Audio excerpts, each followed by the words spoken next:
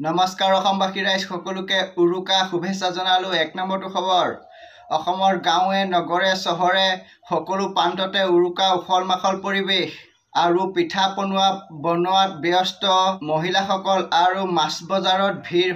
২ নম্বৰটো খবৰ, বিহু আগতে ভাল খবৰ, মাছ মাংস তামোল পাণ শাক পাচলিৰ লগতে সকলো বেপাৰীৰ পৰা মাচুল লোৱা বন্ধ কৰিলে অসমৰ মুখ্যমন্ত্ৰী হিমন্ত বিশ্ব শৰ্মা ডাঙৰীয়াই।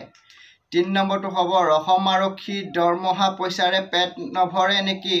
অসমৰ খকুৱা পুলিচৰ লাজ লগা কথা, এখন টেম্পুৰ পৰা ৫,০০০ টকা ল'লে এজন পুলিচে। ধুবুৰী আৰক্ষী চকীৰ বীৰেন্দ্ৰ বৰ্মনে।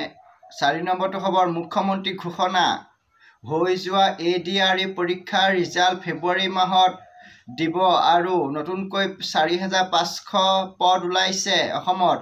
৫ নম্বৰটো খবৰ, ভাৰতবৰ্ষ অসম ৰাজ্যত এজন HMPV ৰোগী ধৰা পৰিছে ডিব্ৰুগড় অসম চিকিৎসা মহাবিদ্যালয়ত।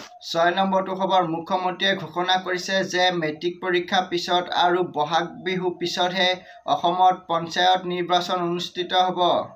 ৭ নম্বৰটো খবৰ, আজি ২০২৫ চনৰ ১৩ জানুৱাৰী, আজিৰ পৰা উত্তৰ প্ৰদেশত কুম্ভ মেলা আৰম্ভ হৈছে। আৰক্ষী প্ৰশাসনৰ লগতে ১০০০ NSGৰ সুৰক্ষা থাকিব। ৮ নম্বৰটো খবৰ, নিৰ্বাচনৰ আগতে কংগ্ৰেছৰ ডাঙৰ ঘোষণা, দেশৰ প্ৰতিজন দুখীয়া যুৱকক মাহে মাহে ৫,৮০০ টকাকৈ দিব গেৰাণ্টি দিছে ৰাইজক। ৯ নম্বৰটো খবৰ, আৰক্ষীৰ ডাঙৰ অভিযান চলিব অসমত। ৰাষ্ট্ৰীয় ঘাইপথৰ কাষৰ দোকানবোৰত বা ধাবাত সুৰা বিক্ৰী কৰিব নোৱাৰিব। আবকাৰী বিভাগ আৰু পৰিবহণ বিভাগ পথ সুৰক্ষা আইন। ১০ নম্বৰটো খবৰ, মুখ্যমন্ত্ৰীৰ মন্তব্য, ৰাষ্ট্ৰীয় ঘাইপথ আৰু যিকোনো পকা ৰাস্তাত গাঁত দেখিলেই ফটো তুলি চৰকাৰলৈ দিয়ক, কম সময়ৰ ভিতৰতে মেৰামতি কৰিবহি। ১১ নম্বৰটো খবৰ, ২০২৫ চনত আমেৰিকা গাড়ীত মেড ইন আছাম চিপ ব্যৱহাৰ হ'ব, অসমৰ বাবে গৌৰৱৰ কথা।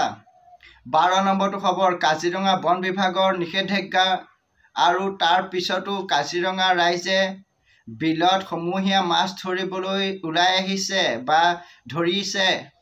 ১৩ নম্বৰটো খবৰ, যোৰাবাটত ডাঙৰ পথ দুৰ্ঘটনা, ৰাজপথত বাগৰিল এখন ট্ৰেইলাৰ, বাৰুকৈ বাচিল চালকজন। ১৪ নম্বৰটো খবৰ, বতৰ বিজ্ঞান কেন্দ্ৰই হাই এলাৰ্ট জাৰি কৰিছে, উৰুকা ৰাতি শিলাবৃষ্টি হ'বও পাৰে।